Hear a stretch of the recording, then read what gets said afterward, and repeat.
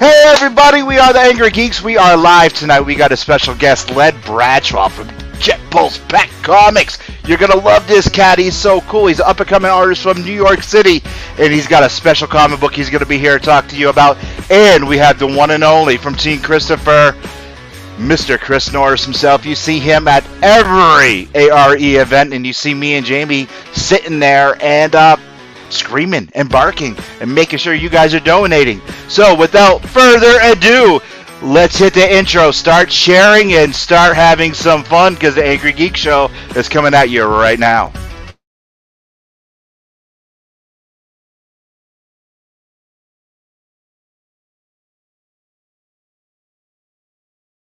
You are listening to the Earplug Podcast Network, a Fanboys Inc. production.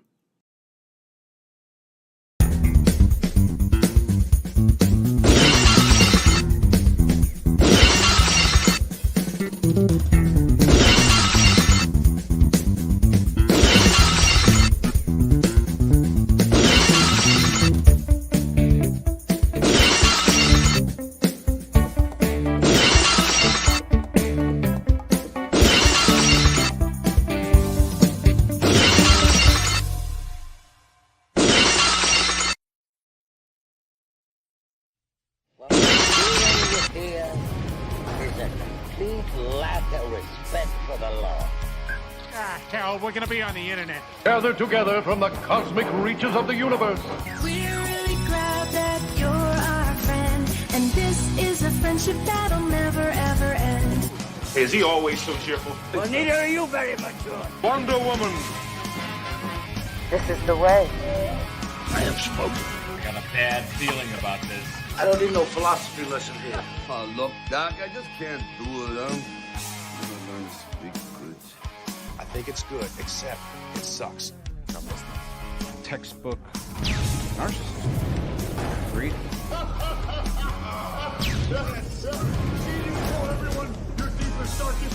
His people are completely literal. Metaphors are gonna go over his head. You're gonna eat lightning, and you're gonna crash thunder. Follow me. The tower of power, too sweet to be sour. I'm funky like a monkey. Sky's the limit and space is the place. Are you ready?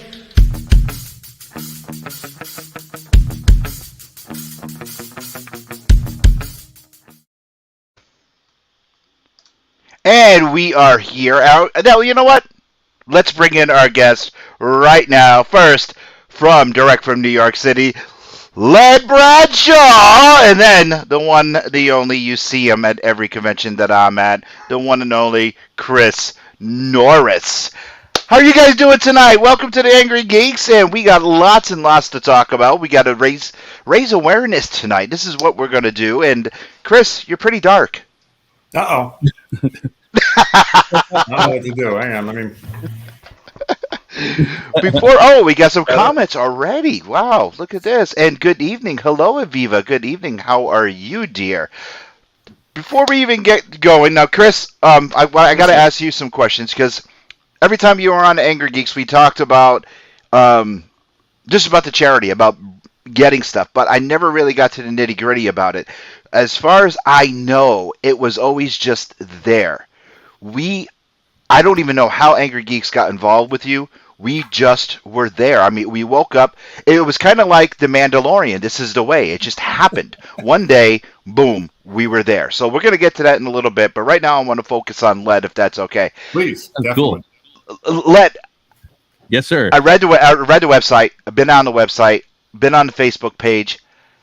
I saw the book. I sent everything over to Chris as well. Book's been around since 2018, I believe. Yes, sir. That's right. Okay. You were on television. Good ABC News. Show. Yeah. Yeah, the Today Show. Mm-hmm. The exposure that this book is getting is just amazing. Why don't you tell our audience on the Earplug Podcast Network and those watching on public access down here in Massachusetts what the book is all about, what's inspiring about that book, and what exactly made you to sit down and say, okay, I need to do this. And we also want to get into your musical background as well, but the book is the focus right now. Right. So the the book was originated like the only way that I could do it is when my son Jake was diagnosed with autism. He was around 3.5 years old. It's It just was amazing about what it's pre-K age, and like I didn't notice like I didn't know anything about autism, and I know that his teachers during teacher conferences would tell me that he was very self-directed. He was always talking about superheroes, and I know that was one of the things that he loved the most because it's like superheroes was always something he was always fascinated with, and he had well, he still does. I mean, he has tons of like costumes and like in I mean, like seriously, if he were to see this right now, if he were to see the background right now, he would completely lose his mind. But for real, and it's like and Show him. No. yeah, I will. Yeah, I love the fact that like he was really into comic books and stuff because like so was I. I was like I was always from like the very beginning when I've been drawing ever since I was 3 years old. And when he started taking an interest in superheroes, I was like, wow, okay, a chip off the old block. That's great. But then when it started to become a little disruptive in class, it's like, oh, like, okay, at first I tried to like tone it down a little, like, buddy, you have to learn your schoolwork. And this is before like the diagnosis was really like was present and stuff. So I really didn't know anything about like autism until I started like researching it and going online. And I remember finding some really cool information. I mean, there was a lot of stuff that was just very repetitive, but then I found like some art therapy exercises where they were these very visual like art type exercises to help children on the autism spectrum because like the hallmarks of spectrum the autism spectrum disorder is um social like like awkwardness with social conversations and such, and artwork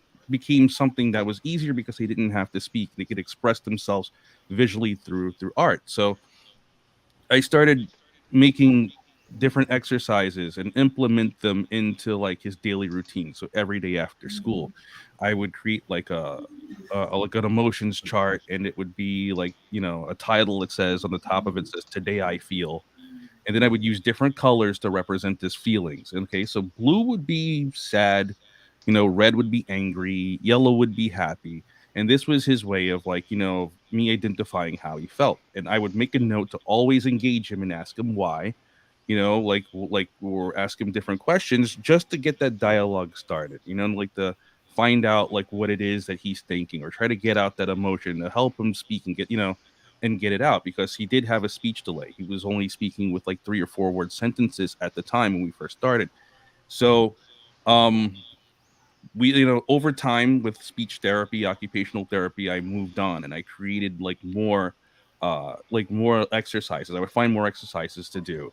Ultimately, it came from the Jake Jetpulse idea came from one that was draw yourself as a superhero, and that was meant to show like to highlight your personal like your positive traits, things like that.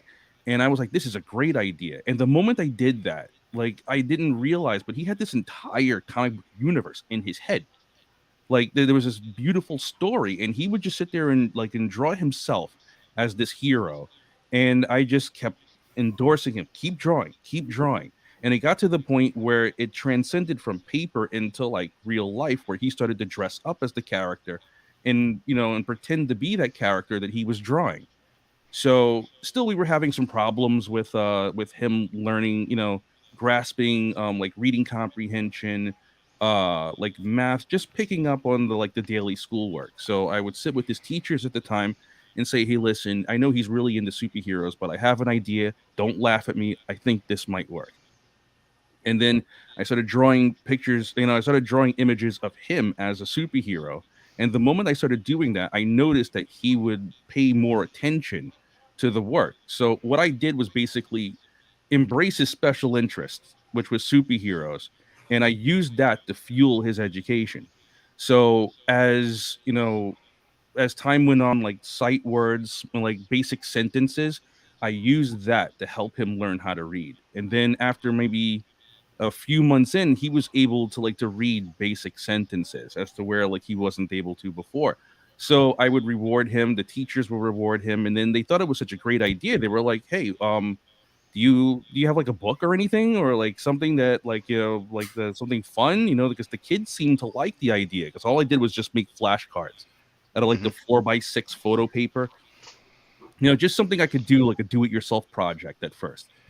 And I was like, yeah, I think I could put something together. And then I made a small, like, little easy reader and like gave it to the kids in the classroom, and all of his classmates, and they loved it. And then word got around to another classroom, and then word got around to another classroom, and then word got around to another classroom. And the principal came and was like, hey, do you have any more of these books? I'm like, of course, I lied at that moment. I was like, yeah, sure I do. And I'm like, no, you don't. You don't have any. And I'm like, okay, but I could make one. And like, then I went back and I started making, so before we fleshed out the whole comic book universe, what we did was I wanted to fulfill my son's need to help him learn. So I created all of these activities books. It was like a series of beginners readers and like books with puzzles.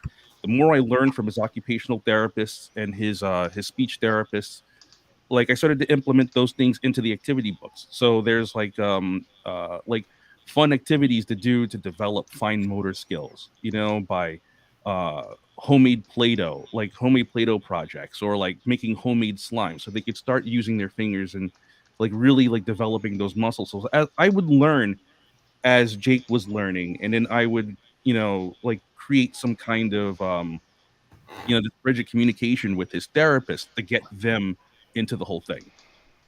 So that's how that created. And then like when it came to the comic book story, it's just like I would put on the voice recorder on my phone as he played, and this is how I got the entire universe of which characters represented what. And then I would just translate that into like a comic book universe that basically would appeal to like other to other kids, to like adults and stuff. So then that's pretty much how that went on. It's just amazing. Now. How was the first time you went to a comic book convention? How was it perceived there? Wow, I remember the first time I went to a comic convention. I can't remember how many copies I had. I had a few hundred copies of like 3 different books, and within like an hour and 45 minutes, I had nothing left to sell. So I just sat there with the laptop and just created a newsletter, like created like a subscriber list, and just said and just let them see the website, and I had like the images and some posters there, and it's like, hey, this is what we're about. So I had to keep just a few books, to show them what it is that I'm offering. And I'm like, oh, do you have any more? I'm like, well, you can order them, but I don't have any more. So it was really, it really took me by surprise to see that people were really like to receive it the way that it did, because it came from such a genuine place. It came from, the entire universe that you're reading is from the mind of a child. So it's like, it's great to like for us to build and work on it. And now that he's 11 years old, he works on the stories with me. And you have an entire team. I mean, you have yourself, Vanessa, Giovanni, and then Jacob, the co-creator. Right. Exactly. Now, Vanessa is your screenwriter. You got videos as well. Yeah, as a matter of fact, back in 2020, we were approached by a production company to adapt it into an animated like an animated feature, like an animated series. But because of COVID and other circumstances, like like a conflict with finances and things, that didn't get off the ground. But we had a really good solid team of like 3D modelers and like 3D modelers and animators who were ready to go, who were behind the project, that really believed in it, because like almost everyone that was involved in that team like knew someone or had a relative that was on the autism spectrum, and when they learned about it, they wanted to be a part of it. So and it was unfortunate for us that that it didn't come to light, and it's something that we all want to get back to. So I thought to honor like the scripts that Giovanni, Vanessa, and I wrote, that I would take those stories and then adapt them into comic books. So the first two, the first two full-length comics, like were the ones that the ones that are like for sale now. So there's like a series of like the workbooks, and then we have two full-length ones where we're introducing, the readers to all the characters, and so everybody can get to know the universe of how everything works. It's a very unique story that we all put together. It's just amazing. Chris, before we get to you, do you have any questions for Led? I just think it's pretty wild, the whole thing. How Thank you. We took in some similar starts in ways, but because your talent and clearly looking at the things you do to draw and create and illustrate these things is just amazing. It's a talent I don't have. My only talent is when I talk. Lawyer by day, I get paid to chat. Talent. That's even better when I win, but doesn't have to be, sadly. But my son also had done a superhero thing, and I won't step on right now. This is your story we're hearing here. I'm just listening to it and thinking the similarities of how he connected with that, and that's what took me down this road. And most of the people I know nowadays are from that road. Yeah, All right. Oh, I'm sorry. We just got some comments. Michael J says, Lewis and Chris, love you guys. Mike, I love you. I can't speak about this guy, but I love you very much, and I can't wait to see you. Chris Hebert. Yeah, I know. I mean, the baby is getting so big. I can't help but like it all the time. Love and like, and Chris Hebert, official sponsor of the Angrygeeks from CH Square Collectibles, says a labor of love. That's just awesome. Thanks for sharing. And Michael J comes back again. Do you find the writing of the stories or illustrations easier? Which do you enjoy more? Wow. And that question's for Led. I'll be honest. Both of them I like, and it's not like an easy way out. It's one of the things that I love. It's I love writing. I love writing just as much as I love drawing, and it's also a challenge for me to illustrate everything that I wrote. So I find it fascinating to be able to draw, like what I wrote down, because sometimes, my mind works faster than than my hand sometimes, and it's like I can think of these elaborate scenes. I can see it all in my head because I've spent so much time with Jake understanding his world now that I can pretty much have this, we can pretty much work off of each other. We can tell what each other's thinking. So when it comes to writing the story, it's great because I learned so much, and it also gave me also unique techniques to to writing the story. One of them is basically not telling the readers that the character himself is autistic. So by actually what I thought was a clever creative writing thing was to basically just make the nuances of someone with on the autism spectrum, just that's a part of their personality, and leave that up to discussion to the readers, what they think. And they'll find similarities to their brothers or sisters, or a family member or relative. And I thought through creative writing I was able to do that. So writing the stories and scripting them out, like Vanessa, Giovanni, and we were able to create these stories where the autism spectrum is a part of their personalities. It doesn't have to be announced, and it's left to interpretation to the reader. And we wanted to do that because it was an experiment, not really an experiment, but I noticed when Jake was outside playing in the park and stuff, and kids would tease him when they found out he was autistic. And I thought to myself, if they didn't know, right? If they didn't know he was autistic, if he never said he was, would the kids accept him differently? So what I did was never mention it, and just have the we would talk about certain things auditory auditory processing disorder. Jake doesn't he doesn't like loud abrupt noises. So in one of the comics, when he has these sonic headphones that helps him focus his powers, because if he doesn't, then they'll go crazy. The beams will just fly all over the place out of his eyes or whatever. So I said, wouldn't it be cool if they malfunction and then he loses control of it for a minute? And this is the way how we explain auditory processing. Or when the character Julia doesn't, if you notice, in the panels, she never looks at anyone in the eyes.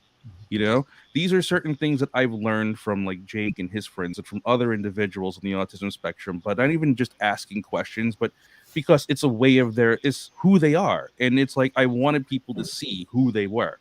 So when it comes to like writing these stories, like I enjoy writing just as much. I think I enjoy the writing a lot more, you know, just a little bit more than drawing it, because I get to add these little twists to it. All right, I'm going to pull up the website right now.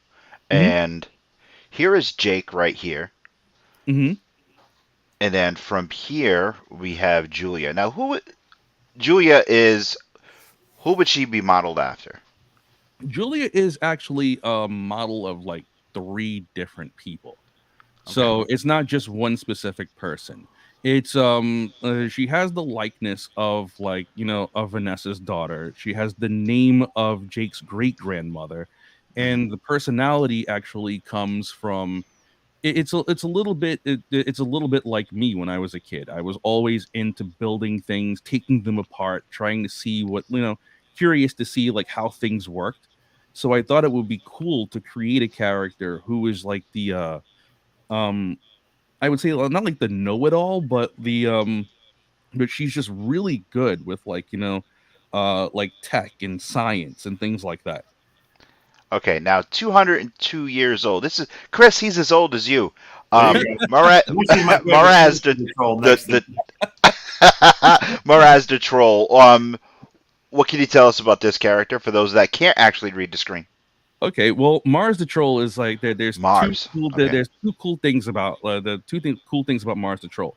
The character is actually the character is actually a product of Jake's nightmares.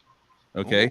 When Jake used to have nightmares at night, I would always make him draw whatever it is that he saw. Right. And we would always go through like whatever it was that he was dreaming about, so that like, you know, I can talk to him about whatever it was that was bothering him or what was scaring him. And we would give a funny name to the monsters and things that he saw in his dreams to kind of give him his power back. And you know, Mars is one of those characters that, like, you know, that originally was something that used to scare him. But, you know, we said, why don't we make Mars a hero? You know, and Mars is like an 8-foot troll, but he's like the protector of the kids. He's like, you know, even though like he's the big muscle, he's very, you know, his is a race of like the race of trolls that they're from a different planet, a planet called Mastro in another universe. And the trolls, according to Jake, they're philosophers and gardeners, and they're peace loving. You know what I mean? And, you know, they're opposites. They're polar opposites. You know, like the Romulans and Vulcans in Star Trek. You have the goblin, right? You know. And Miranda. Miranda's cool. She's like the oldest member of the team. So, you know. And she's a telepath, you know. Oh. So, which is really cool because she's you know, she's a little bit of an outsider, a loner because of like her, you know, her telepathic powers. She doesn't really quite fit in, you know, but like, you know, the kids love her and everything, and she's formed an attachment to them. So it's kind of, you know, it's kind of fun. It's like, this is one of the things that inspired me. This is when you watch a lot of Empire Strikes Back way too much, because it's like, you know, I like the Han and Chewie dynamic, you know. So the Shrive is her partner, and he is a being of pure energy. Now, this is also like our homage to, and this is our way of also recognizing children who are nonverbal. Okay, the Shrive is like, you know, he's like a being of pure energy. He can teleport. He can, like, with his stare, he can make you confess and tell the truth. You know, but he doesn't speak. The only one that can hear what he's saying is Miranda. Oh, nice concept. Mm-hmm. Okay, I'm going to stop sharing because at this second, we have to take a 30-second break for our sponsor. And then when we come back, we're going to talk to Mr. Norris for a couple seconds. Angrygeeks Show. Brought to you by CH Square Collectibles, Comics Collectibles, and more. Magic the Gathering every Friday at 6 p.m. Located at 39 Wedgwood Drive, Suite 232, Jewett City. Comics, sports card, autographs, online sales. CH Square Collectibles, proud sponsor of the Angrygeeks Show. And next week, we're going to have a brand new commercial for CA Square Collectibles, and another sponsor will have their commercial up. Chris, I have some questions. I have some questions for you now. As I said in the beginning of the show, and Led, don't you go anywhere because we're going to be back to you in a second. You got it.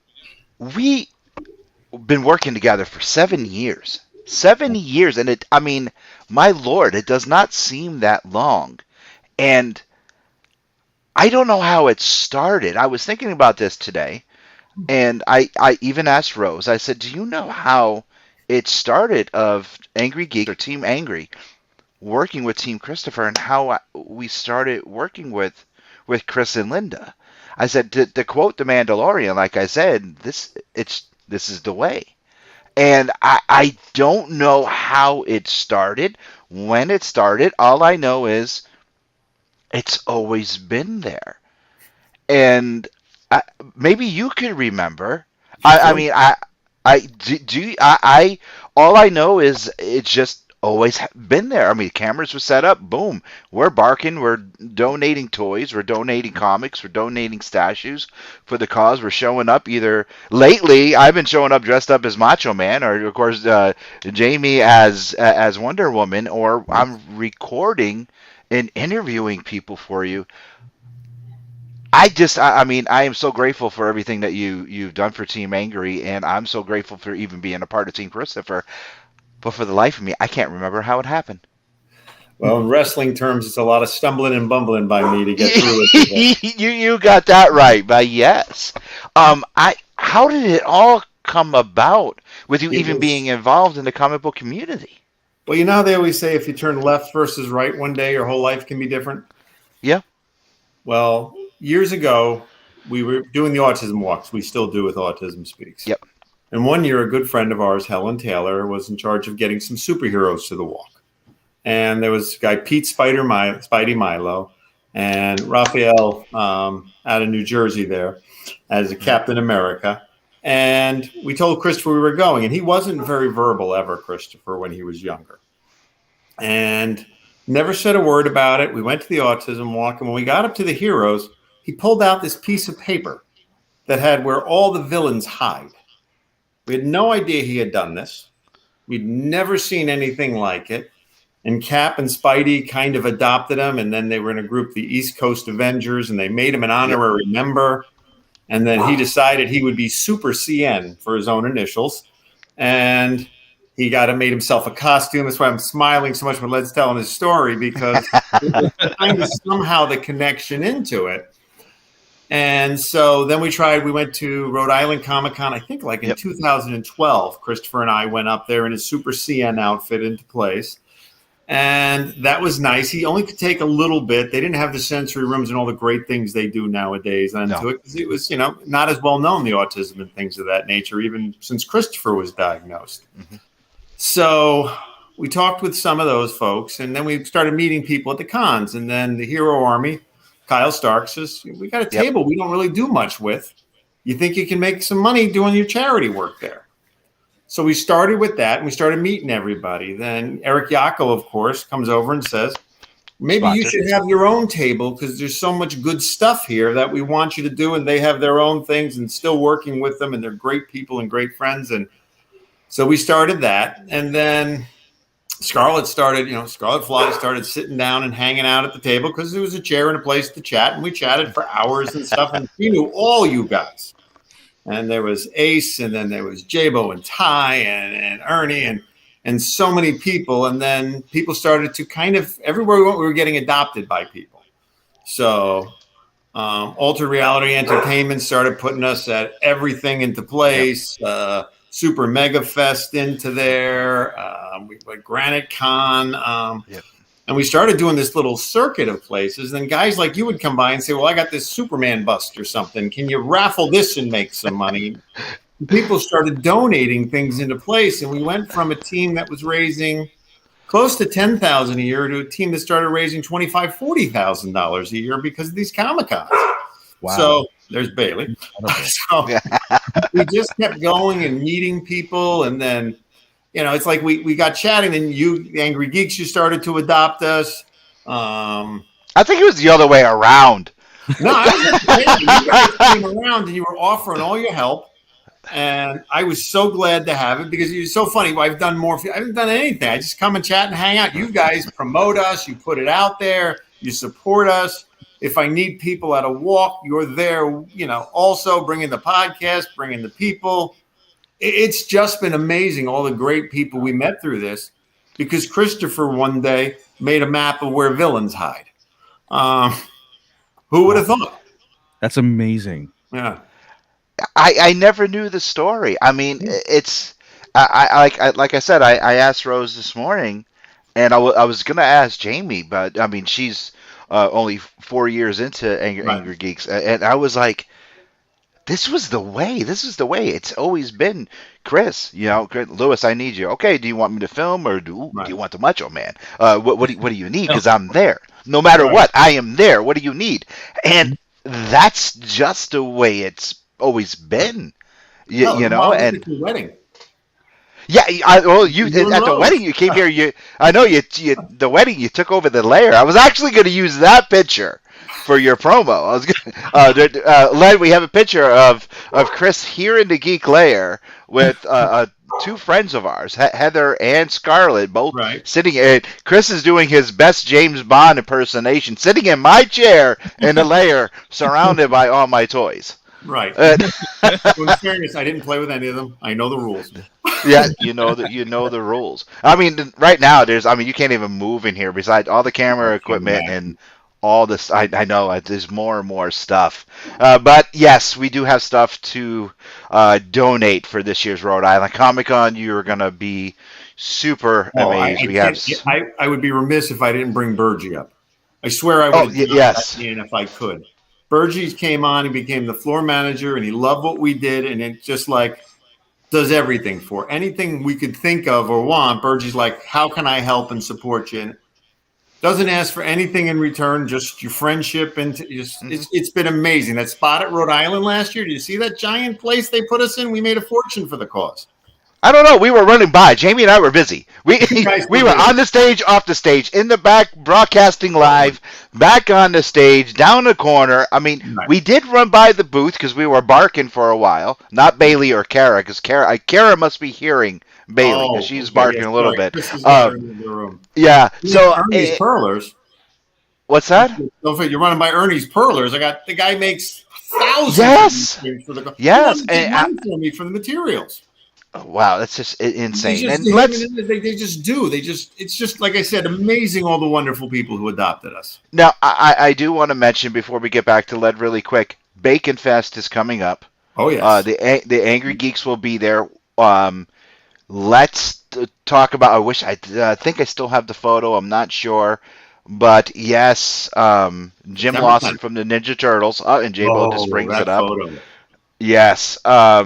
Picture, I should say. It's not a photo. Yeah, the picture that he drew of the Ninja Turtle, Jim Lawson, who I'm going to be with actually this coming Sunday, drew a tremendous original piece of artwork from the Ninja Turtles. Jim is one of the original artists for the Ninja Turtles. Right. Did a great piece that is going to be auctioned off for Team Christopher, and the piece is just absolutely amazing. Well, do you know the secret about it? There's another drawing on the back. He started. Oh yes, I do know that. I do know that. It's like a little bonus. Yes. Now let's talk a little bit about Bacon Fest and how long that's been going on. Right. I know the Angrygeeks have been to 3, I believe. Yep. Jamie and I've been. Yep, we've been to. No, we missed one. We did miss, or Jamie went to one without me. I cannot remember. Explain what Bacon Fest is while I find that picture, because I'm going to pull it up. And just please talk about Bacon Fest really quick. This is the brainchild of Ty and J-Bo. Everybody knows them. They came up with, there's the Hangover Pub, which is, it's amazing what Chef puts together. It's food the way, if I was back at my 380 pounds, what I once was, that's the food I would drink. Just huge, delicious Christ right. Well, they donate their place to us for a day to do a fundraiser in there. Ty and Jay talked to them and got that set up. And then all these artists come with art and supplies and raffle prizes. And Linda and I go up there. Ernie sets up his table. The geeks are there. Scarlett's there. Ty and Jay are doing their thing. We've got Jane and Jessica joining us now into this. And all these great people. And Nez, of course, with Ernie, just setting up. And I think we must make somewhere around $1,400 on average on the day in cash. And then I either hand it to my brother who works at a company. Oh, there's the art. Or Jay just sent it to me. Good. Wow. Right. And Scarlett works at a company. So if you take the cash and give it to somebody who works at a company that matches, you get that same amount. So every year we take 10 grand in cash. Each of them donated through their employment. We get another 10 grand from the company matching it. So this event, Bacon Fest, brings in a ton. And September 10th, it's going to be in the afternoon. Yep. Saturday too. Saturday. It's a Saturday. It's a Saturday this year. Yeah, it's usually a Sunday. They make it going. So God love them. I gotta say, Ty said it. They moved it to a Saturday so the Angrygeeks can stay and party all night long. Because usually Jamie and I got beat feet. So we were only there for a little bit, beat feet, and then we got to take off. But no, I jest. It is a Saturday this year, and I told Ty immediately that yes, we will be there. I know I will be there. Plus, it's only in Worcester, so not too far away from the Geek Lair, and we will be there. And J-Bo says we figured a Saturday would be better for the people. Yeah, absolutely. Oh, definitely. Yeah, because the last one, I actually had a wedding or a birthday party, if you remember right. I came, I saw, left Jamie, and packed up the equipment and had to run home. So it was just like super insane. Before we get back to Led, we have to do a really quick Angrygeeks question of the week. And this question is in honor of Chris Norris. Uh-oh. And yes, flip-flops or sandals? So flip-flops or sandals is this week's question of the week. Led, you could answer first. Flip-flops or sandals? Oh man. I'm thinking flip-flops, man. Flip-flops. Yeah. Okay. Man, definitely. Yeah. I like the feet to be free. It's like the sandals are. I don't know. I mean, it's like it's easy to kick off. You know, like on a nice day. You know. Yeah, I'd go with the flip-flops. You know. Chris, flip-flops or sandals? I seen you in both. I got to agree on the flip-flops. I have orthopedic ones because I've got some foot issues into place where I can't really walk without shoes on, without feeling like I'm on gravel. But I got like clouds. Oh no, it's real. It's like I don't know. It's an old man thing. Okay. All right. I can't wear flip-flops anymore because of the ankle. So I cannot wear flip-flops because the ankle doesn't move. We all know about that. J-Bo, now it's time for the audience. The audience comes in. J-Bo says sandals. Oh my God, that's a scary thought. It's even seeing J-Bo in flip-flop or sandals. Michael J comes in, and Michael says, "I love you, brother. I love you to death, and please give Mom my best." Michael says sandals, easier to chase runaway kiddos. Oh, come on now, baby Chloe, please. And Mark comes in and says sandals as well. Wow, sandals is winning. I have to wear sandals today. I can't wear flip-flops because of the ankle issues. So definitely, I'm gonna say sandals for me, but flip-flops. Look, and Aviva comes in. Aviva says sandaler, but I'd rather wear my boots. Yeah, I'd rather wear the special cowboy boots I got being made for the Macho Man cosplay for sure. That's cool. Yeah, you'll be seeing that. You'll be seeing those pretty soon. Autocorrect. Yeah, I know. Sandals, not sandler. There we go. Sandals as well. So, Chris, you also cosplay. Sometimes I did a little bit, and that's because Christopher became enamored with McDaniel, Mr. T. And I hope he's doing well out there. And if he's watching, I know. Mac, I know you watched. But he liked him so much. T came to a walk, and Christopher just couldn't help but be around him. And T gave me that whole, "You got to be Hannibal." So I looked on the internet, and there was actually somebody on eBay that had the jacket, the cigar. So I did that. Next thing I know, we met up with RW. We kind of bumped into him the first day I was wearing that. And the three of us just walking around the con. I mean, he is the center attraction. It doesn't work without Nathaniel in the middle. But that was my foray into it. Yeah, Mac is definitely T. And we all call him T anyway because he looks like Mr. T. So, yeah, Mac is definitely T. And, dude, definitely, brother, we wish you the best because everyone's worried about you. Led. Yes, sir. When is your next convention appearance? I know what Chris's next appearance is because I'm going to be with him. When is your next appearance? But I do want to talk to Chris about the next walk. Well, let's see. The next appearance, to tell you the truth, I'm really not sure. The last one that we did was virtual, though.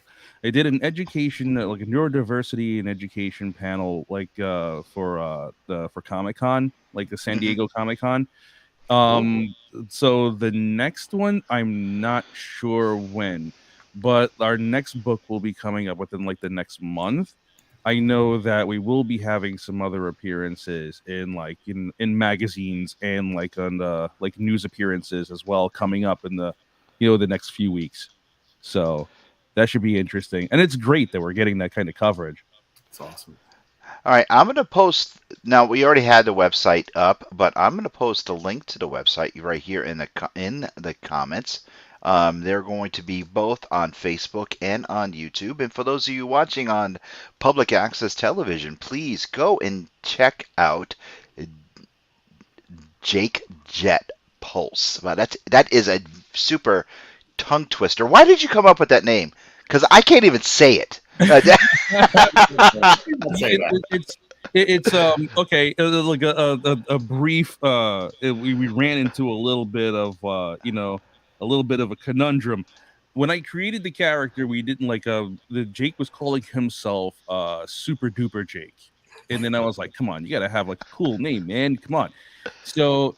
And then it became Ultra Jake, and like I remember fishing around on the internet, and I came across somebody actually was using the name Ultra Jake, and I'm like, are you kidding? Somebody actually has that name.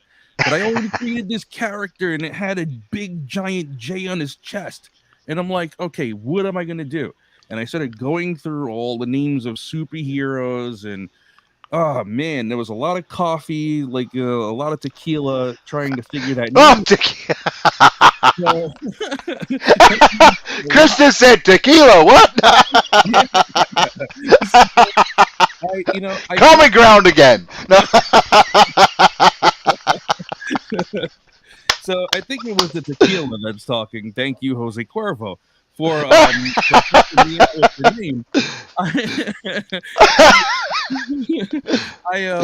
I was thinking, like, all of a sudden, I'm thinking of the names of characters because I got, because I got PO'd and I start rambling. And then, when I start rambling, I don't use 4-letter, expletives. Instead, I have, grandpa, language or the gosh darn it, dang it, because that I've gone beyond mad. So it's like I can't use, regular words. What the hum? Yeah, exactly. What the fudge, So I'm sitting there, and of course, when you have a kid, you got to use I got to do everything like PG rated. So I start rambling out names. I'm like Bruce Wayne, Peter Parker, Clark Kent. I'm like, wait a minute, these all have they all have kind of a ring to them, right? So it's like, okay, I'm thinking think of some more. Lois Lane. I'm like, okay, so all of them kind of have the same kind of. I'm like, okay, Jake something, Jake something, and then I couldn't figure it out. So what do? I go to one of my friends who's she's a science teacher, and she starts talking to me one of the things that she noticed about my earlier drawings is that when Jake flies, his body blows glue. See, I did it again. His body glows blue, right? And so does his eyes, right?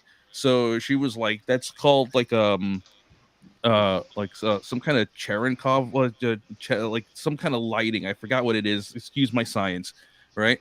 And whereas there's a blue glow, and I'm like, "Oh, that's actually pretty cool." So I started researching it on YouTube, and then they start giving me videos about pulse jets, And I'm like, that's not what I'm looking for. I'm looking for the glowing blue light. I want to see the glowing blue light. Give me the blue light. So and my frustration, like I'm like, all right, fine. I'm gonna watch your silly video about this pulse jet things. And then as I'm sitting there saying it repeatedly, pulse jets, all they're showing me is pulse jets. And then Jake goes, jet pulse? And I was like, oh, that's actually kind of cool. And I'm like, yes. That's what I said. When you stop for a second, like, and I admit I had that annoying dad stare when you stare at your kid when they're doing something wrong and you want them to stop.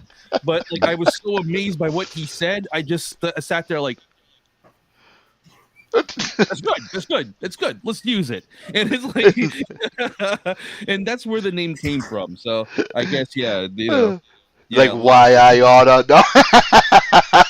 You little, come here. You little.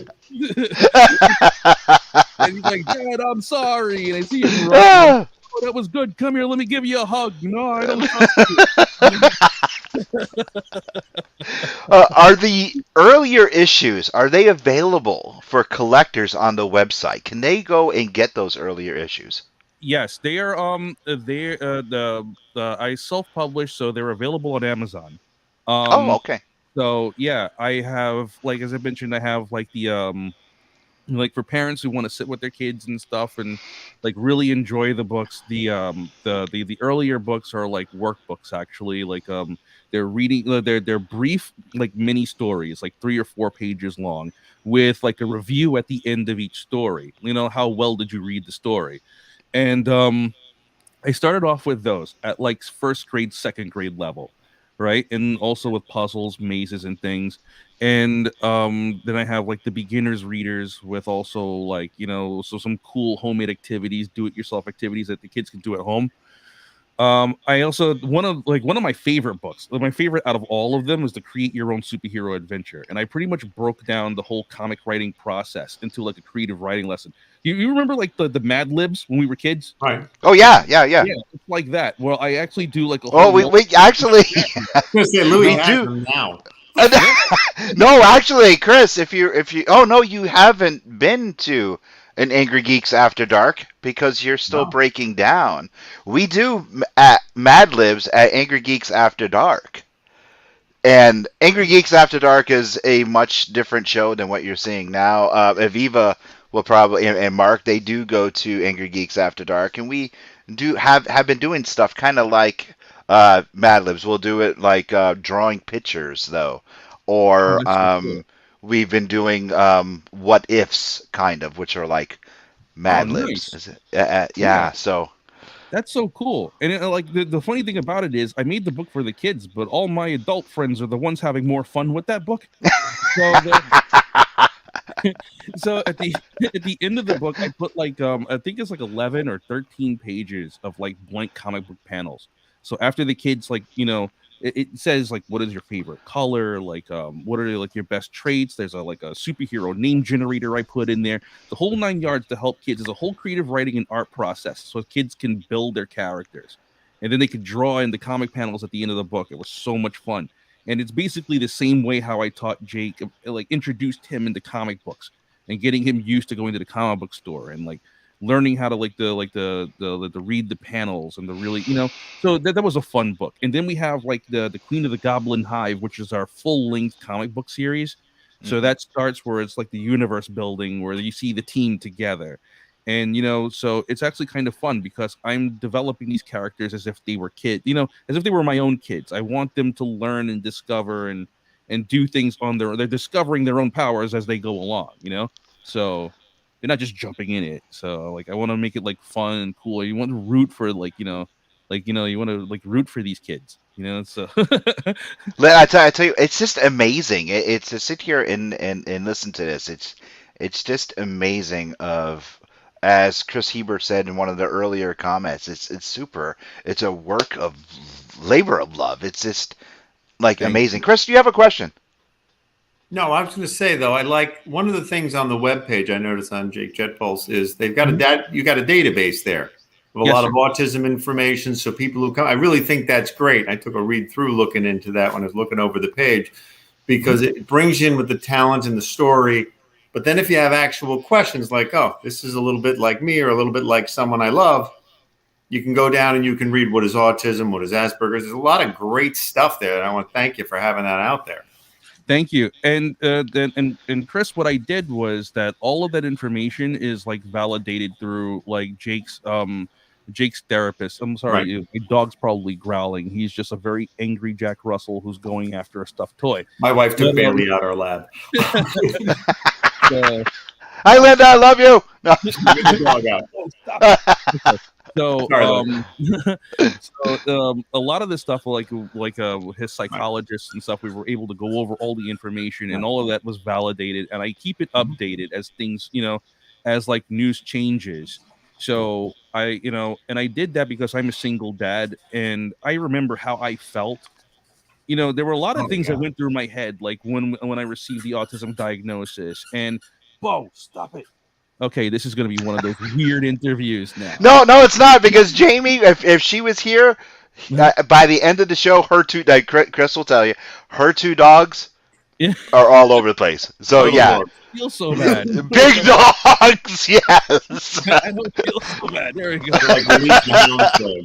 Right? Yes. We can forget that happened. So but it was great because all that information, like I get it from like his therapist, and like I update it as things change. Right.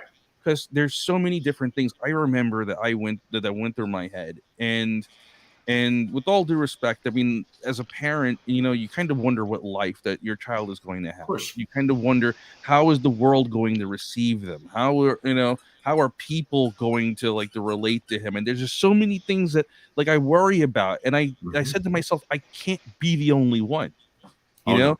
So I put that information on the website because I wanted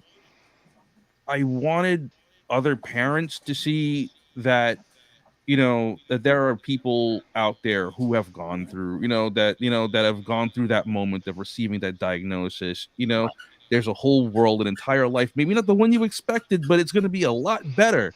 I mean, like the sense of purpose that I have now, I didn't think I had like before my son came along. Right. That makes sense. It's just like I didn't know. I'd probably be sitting in front of the TV, like eating Dominoes and playing Call of Duty, but that's probably what I'll be doing Friday after Obi-Wan Kenobi. But I gotta tell you guys something afterwards.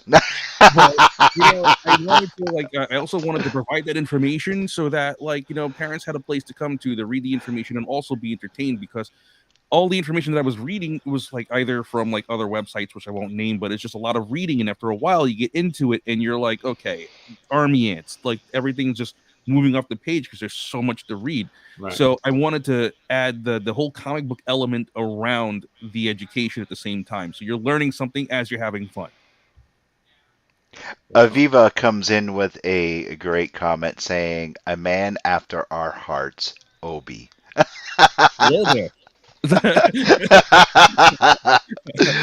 Chris. Yes, sir. Being a part of the ARE network, you have had many donations, and not just that, but many celebrities had come over and donated many of items. People from the con, people not from the con. What was the most memorable item that a celebrity had came over and said, "Here, this is for you. This is for the cause"? From a celebrity, let's see, because obviously the Tom Brady jersey frame from Prone was probably our most well known. I mean, that thing was worth like $2,300. And that was panic mode because like people were running all over to get a celebrity to. To do. I was like, I gotta call it a favor. I'll be right back. Remember, I had to leave that day because it was my son Daniel's confirmation that Sunday, so I had to leave early Sunday morning, so I wasn't there for the raffle. But that worked out very nice. Yeah. But I think just there's a lot of autographs, pops people give into place. People are very generous in what they've provided to us, which has just been one of the greatest things about all this. How can I help? What can I do? What can I give you? Is there a way remember Sons of Anarchy, one of the Proby guys, Chris, I think is Rink, big guy. nicest guy I ever met. Went to Opie and the Mayan leader and had them sign this poster of the three of them. I think that was so at Eric's Comic-Con. Comic-Con, yep. And I think that's where the helmet too, wasn't it? Well, the helmet was at Rhode Island. The helmet was at Rhode Island, but I think that I got the bucket that has the Autism Speaks paint on it. That was from Walt's Trooper Factory that I got at Ace Fets Con in Stamford. Talked to them and got that City. for us. Yeah, okay. Lock City back then. Yep. Yeah. We've gotten helmets. We've gotten other things, certainly, like Paul Bernier and Heather Spring. They know a lot of celebrities from being handlers so they can sometimes get things signed for us also. Another great addition I almost forgot to mention in all of this, because just I'm missing 100 people of all that come and help out and give. But pretty much the celebrities ask for pictures or things of that nature. They're more than glad. The artist, I should say, it's like Jim Lawson. That's probably, I think, in front of our faces, that's probably the most generous gift anybody's put up there. I think that thing's probably worth $500 to $700 on its own. And just to give to us to raffle off when we had an event, Time J set something up at a Fridays in Massachusetts. Jim drove out with his wife and son, and they sat there and joined us and talked with people. Mm-hmm. What a great guy. Jim is an awesome guy. Before, and Axel says that's dope. And Axel actually has a GoFundMe. The Angrygeeks has 2 GoFundMe for 2 very sick dogs. Jamie's GoFundMe for Dex is not up and running yet. We're having trouble with that one. But Axel does have one that we have to actually share. So we'll be getting that one out there. Jabo says that Jim Lawson will be at Bacon Fest this year. And Jabo also comes in and says it's another great place to spread knowledge about autism and to help other people out. Yeah, that's it for sure. Actually, I got the question for Led. I get a lot of people at an event about autism talking about their family, their own experience, sharing stories. I imagine you get a lot of that same when you're at an event. Yes. All right. It's really nice to connect on the personal level because, like let's say, when you get this diagnosis, you're kind of on your own. Especially back, Christopher was 2005. That was the year Autism Speaks was founded. There wasn't a lot. You were told maybe in a year and a half you can get into a pediatric neurologist to get an evaluation to see if he is autistic. Mm-hmm. But we'll let you know. We'll call you in a year. And it was you're out on an island. That's one of the things that I loved about this, about the community, the generosity, just the openness from everyone. I mean, oh God, yeah. The first time I started reading emails, it was the day after that segment on the Today Show aired, and I was inundated with emails, and I will tell you there was at least 1,100 in my inbox, and I sat there and read every single one. And it's and there was the first time the Onion Ninjas jumped out of the shadows and got me, kind of sniffled up, and people from Australia, from New Zealand, from Brazil, people were just enamored by this, and it's this is my new hero. I can identify with this. And we had no idea I had no idea what I was creating. And then on Instagram, I remember somebody made an interesting observation that Jake is the first Afro-Latino superhero on the autism spectrum. Oh, I never thought of that. I didn't even know that he was that significant. I was just, and the funny thing is that it came from a place where all I wanted to do was help my son learn how to read. Right. But the fact that it reached so many people, and it's when I listen to you, Chris, talking about how much people, just how generous people are and how much they want to help, and it's I get some of that, and and I feel it. It's really, it's amazing how people want to help when they know what it's about. When when your cause comes from a good place to help others. And it's awesome. I mean, I can't find the words to describe it. I would just sit here and ramble on, so. Right. But Comic-Con people are just the most generous, kind, adopting, welcoming. It's been a whole world. I never would have. Louis doesn't even know this. The first time I went into a Comic-Con was MegaCon in Florida. because I wanted to get a picture of Gil Gerard, who had the same weight loss surgery I had. I bought a ticket. I went right to Gil Gerard. I had a picture. I walked out and left. This was years before I didn't know anything about this. I was in Florida already. Didn't have a lot of time. And I'm like, this is the guy who I saw. He did it, and I saved my life. Went into MegaCon, just straight to his booth, got a picture at his booth, and left. Wow. Did not even know the community I was missing back then at that time.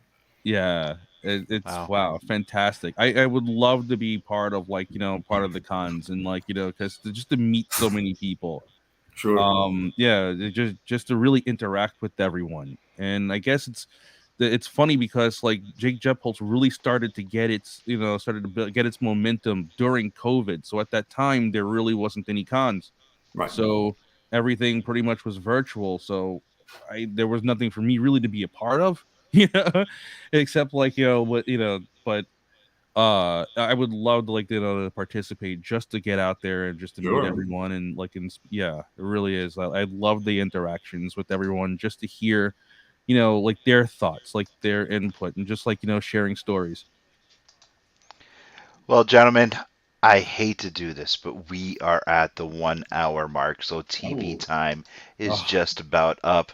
I am entirely grateful to you both for being on here. Tonight was just a blessing. It was an awesome show. And Jamie, you totally missed a fantastic show. She would have been crying tonight.